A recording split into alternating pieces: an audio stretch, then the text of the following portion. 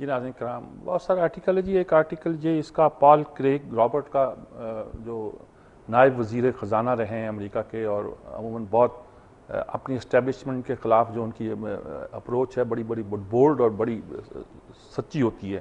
Worlds بلی leads world into لالسنس. انہوں نے کہا یہ کیا آپ بلی کر رہے ہیں دنیا کے ساتھ، دھوکہ دے رہے ہیں، چکر دے رہے ہیں.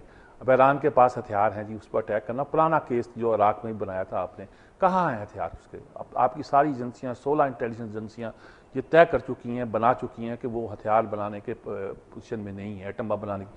اس کے بعد بعد لگے وہ اس نے سائن کیا ہوا ٹریٹی جس کے تحت وہ اٹامک جو ایکٹیویٹی ہے وہ جاری رکھ سکتا ہے انڈر سپرویژن. اور آپ کے انسپیکٹر وہاں بیٹھے ہوئے ہیں، سب کچھ دیکھ رہے ہیں، اس کے باوجود بھی آپ اس پہ کرتے ہیں. چاہتے کیا ہیں جی آپ؟ افغانستان میں بھی انہوں نے کہا جی آپ کی صورتحال جو ہے نا بالکل سمجھ آنے والی نہیں ہے. آپ کرزئی کو ایک بٹھا رکھا ہے آپ نے، ایسے شخص کو جو جس کے اپروچ ڈفرینٹ. اب ہم چاہتے کیا؟ انہوں نے کہا اصل بات یہ ہے، انہیں کیا کہ اس وقت آپ کو روسی نیوکلیئر کو تنگ نہیں کرتے، چینی نہیں کرتے، اسرائیل کے نہیں کرتے، پاکستان کے نہیں کرتے، انڈیا کے نہیں کرتے. انہیں کہا ایران کے آپ کو تنگ کر رہے ہیں. امریکہ chaos would reign such are the rewards to the empire of globalism. کہ جو کچھ آپ نے کیا ہے، اگر آپ نے کہا کہ ہم تیل کی پابندیاں لگا دیں گے جی، انہیں کس پہ لگائیں گے؟ انڈیا اور چائنا پہ تو آپ لگا نہیں رہے. آپ لگائیں گے آپ کی وال سٹریٹ کی جو شیلفز ہیں خالی ہو جائیں گی. سارا مال تو آپ چین سے منگواتے ہیں، تھوڑا بہت انڈیا سے ہی منگواتے ہیں. کیا آپ کریں گے جی؟ باقی ترکی پہ لگا دیں گے، ساؤتھ کوریا پہ لگا دیں گے، وہ آپ نہیں لگا پائیں گے جی. آپ کس پہ پابندی لگانا چاہتے ہیں؟ ایران کے تیل کے بائر کے طور پر سارا آپ ایک کیاس کریٹ کر رہے ہیں. ایران کا ہوا کھڑا کر کے سارے مسائل جو ہے نا آپ پیدا کر رہے ہیں، جو ہمارے لیے مسائل ہی پیدا کریں گے جی. آرٹیکل ہے جی لمپنگ آؤٹ آف افغانستان. جی یہ ایمانول والرسٹین کا آرٹیکل ہے جی. اور انہوں نے کہا دیکھیں افغانستان میں کیا صورتحال ہے جی. انہوں نے کہا وہاں ہم نے ایک بندہ بٹھا رکھا ہے جو کہ ہم نے اپائنٹ، بلکہ بڑے خوبصورت لفظ ہے، imposed Hamid, single handedly imposed Hamid Karzai. The United State more or less single handedly imposed Hamid Karzai a Pashtun but not a Taliban as president of Afghanistan. Karzai is not appreciated by the leaders of the various others ethnic zones in the north and west of the country who have tried over the year to oust him. کوئی اس کے ساتھ نہیں ہے. اور آپ کا دشمن کون ہے؟ Designated admin. آپ نے کس کو اپنے دشمن نامزد کیا؟ طالبان کو. لڑائی کیا طالبان کے ساتھ آپ کی؟ کوئی پتہ تو چلے نا جی. آپ کس بات پہ یہ ساری وہاں جھگڑا کر رہے ہیں؟ اور اس وقت ڈیموکریٹک اور ریپبلکن اپنے الیکشن میں ایک سے ایک بڑھ کر بات کرنا چاہ رہے ہیں. اور ایک سے انہوں نے کہا جیسے ویتنام کی جنگ کے بارے میں اس وقت یہ صورتحال تھی، انہوں نے کہا کہ out shoot each other concerning Iran Syria and Israel. Iran Syria اور اسرائیل کے بارے میں آپ ایک دوسرے بڑھ کے بات کر رہے ہیں. آپ آخر کوئی سیدھی طرح آپ طے کیوں نہیں کر لیتے کہ آپ کو کیا کرنا ہے؟ آپ کی صورتحال یہ ہے کہ آپ اب افغانستان میں رہ نہیں سکتے جی، اور یہ مسئلہ آپ کے بس میں رہا نہیں ہے. پاکستان اور افغانستان یہ بھی کہتا ہے کہ جب آپ چلے جائیں گے تو پاکستان کے خلاف آپ کو ڈرون حملوں کے لیے لانچنگ پیڈ کے طور پر استعمال نہیں ہونے دیں گے. یہ وہ شخص کہتا ہے. انہوں نے کہا عراق سے آپ جو جنگیں شروع ہوتی ہیں اس میں آپ پھنس جاتے ہیں. اس پہ اس نے کوٹ کیا جی کارب، ایک صاحب کو کوٹ کیا، لارنس کارب کو، اپریل 4 کو لکھا ہے who had been assistant secretary of defense in the Reagan administration on time to let Karzai kick out us. انہوں نے کہا کرب argued that the United States since 1945 has been much better at starting war than ending them satisfactorily. جنگیں تو بڑی شروع second world war کے بعد جنگ تو ہم فوراً شروع کر دیتے ہیں، وہ تو بڑے ہم سمارٹ ہیں، لیکن ختم کرنی ہمیں نہیں آتی. انہوں نے کہا اگر آپ نے افغانستان میں جنگ ختم نہ کی ٹیکٹیکلی، وہ اس پہ آپ نہ آئے تو آپ کو نکال دے گا. انہوں نے کہا کرزئی کو ہینڈ اوور کرو اور جان چڑھاؤ اور چلے جاؤ. انہوں نے کہا لگتا ہے کہ آخر آپ کا یہی ہونا ہے، آپ نے جان چھڑانے کے لیے یہاں سے بھاگنا ہے اور اس کے علاوہ آپ کو رستہ نظر نہیں آتا کہ آپ نے کیا کرنا ہے. اچھا جی path to peaceful democracies really. یہ جی پچھلے دنوں میں بن بیلا کی ڈیتھ ہوئی تھی جی. بن بیلا الجزائر کا حریت فائٹر تھا جی، لیڈر تھا اور پہلا صدر تھا. وہ نازیوں کے خلاف، کیونکہ الجزائر کو وہ اپنی کالونی سمجھتے تھے، جس طرح سب کانٹیننٹ برطانیہ کالونی تھے، تو وہ نازیوں کے خلاف لڑتا رہا فرانس کی فوج میں شامل ہو کر. بن بیلا اس کے بعد ایک انقلابی کے طور پر اس نے سٹرگل کی اور پھر فرانس سے آزادی حاصل کی اور پہلا صدر بنا. اور عجیب و غریب بات ہے، وہ سوشلسٹ اس کا انقلاب جلانا چاہتا تھا، وہ اتنا کامیاب نہیں رہا، لیکن عجیب بات ہوئی کہ اس نے دنیا کے بہت سے ایشیائی کنٹری کی پہلی کانفرنس وہاں کرانی چاہی الجزائر میں، جس میں پاکستان نے اس زمانے میں شریک ہونا تھا۔ 63-4 کی کوئی بات لگتی ہے، مجھے یاد پڑتا ہے۔ افریشیا کے آئے ہیں دور دور سے، افریشیا کے پنچھی، اتر پڑوں کا باغ ہیں، یعنی کہ اس پہ نظم بھی ہے مجید امجد کی ایک بڑی مارکت الارا، کہ وہاں کانفرنس ہو رہی تھی، دنیا تمام دیکھ رہی تھی کہ افریشیا کے ممالک اکٹھے ہو رہے ہیں کہ بن بلہ کی حکومت کا تختہ الٹ دیا گیا، اور ظاہر ہے وہ کانفرنس نہ ہو سکی۔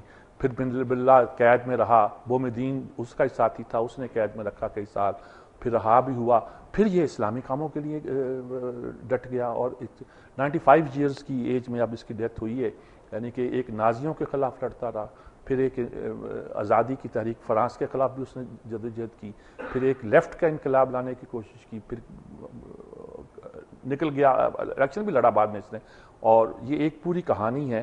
اور ادھر ایجپٹ میں ہو رہا ہے کہ Islamist versus generals in Egypt کی، یہ ہو گیا کہ وہاں اب فوج اس چکر میں ہے کہ کیا کریں گے بھائی، وہاں انہوں نے چاہا تھا، وہ جو اس کا نائب تھا، اس نے مبارکہ سلمان کیا نام ہے، اس کو چاہا تھا کہ اس کو صدر بنا دے، وہ بنتا نظر نہیں آتا۔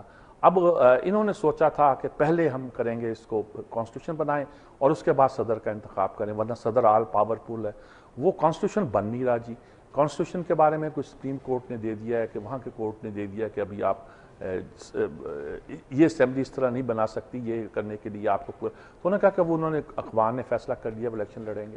اب اخوان کے تو بڑی وہاں انٹرینچڈ ہے، تو اس بات کا امکان ہے کہ افغانی جیت۔ فوج کے لیے بڑا مسئلہ پیدا ہو گیا جی، فوج کیا کرے جی، فوج اپنا اقتدار ہی باقی رکھنا چاہتی ہے، اور فوج میں یہ ہو گیا ہے کہ ان کی جو سپریم کمانڈ ہے، اس کے جو سینئر گارڈ ہے وہ اب ریٹائر ہونے والے ہیں، تو ینگ جنرلز آنے والے ہیں، تو ان کی انٹیلیجنس کی رپورٹ یہ ہے کہ ینگ جنرل جو ہیں وہ زیادہ قریب ہیں افغان کے۔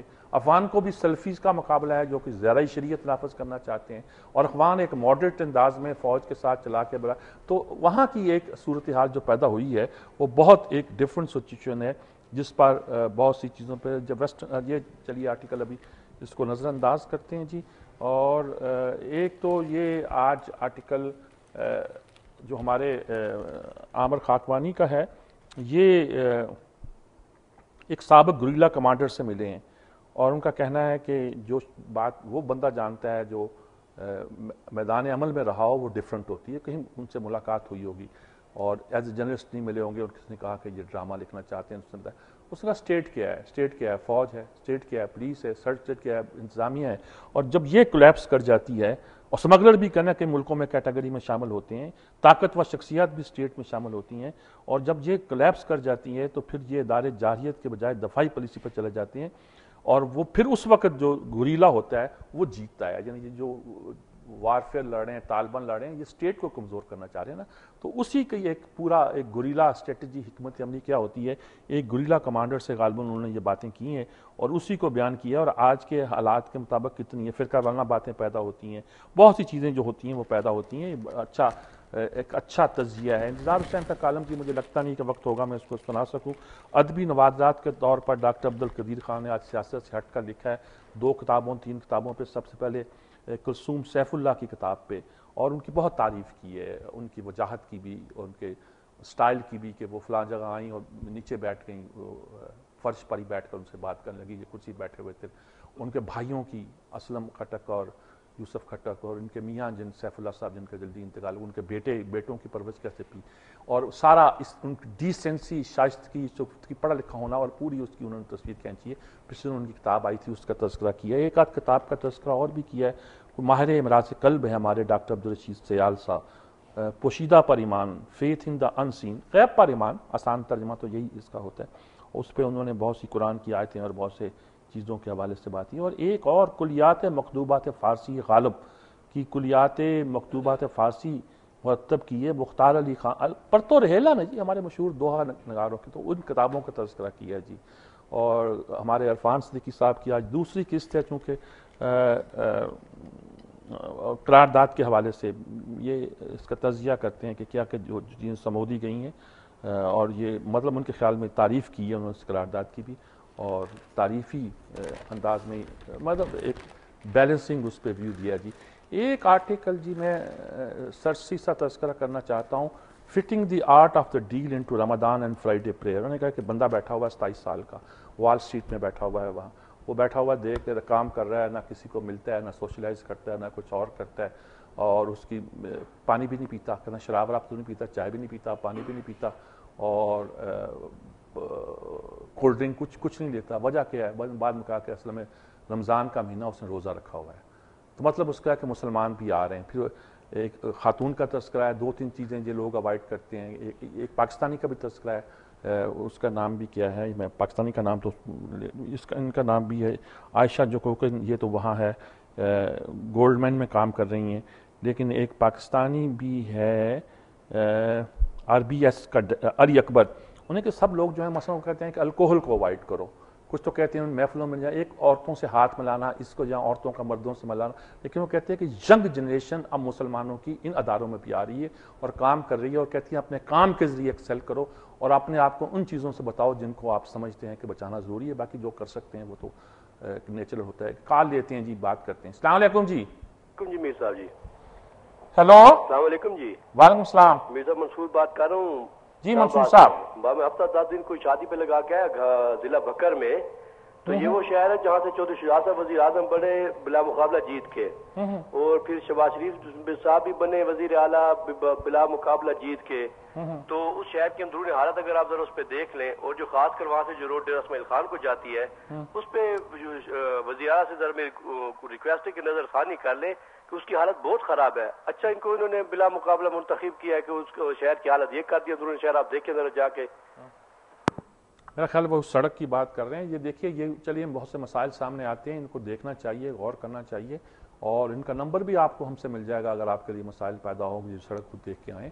یہ ہمارے ایک طرح کے ہم سے ریگولر کالر ہی سمجھتے ہیں, کچھ لوگ تو بلکہ فکرے بھی کستے ہیں. اس سیگمنٹ میں 3-4 لوگوں کا قبضہ ہوتا ہے, لیکن جو بیٹھا ہوتا ہے وہی کال کرتا ہے, اور وہی کال ہم آن ایئر کرتے ہیں. بہرحال اسی کے ساتھ اجازت چاہتے ہیں. اللہ حافظ.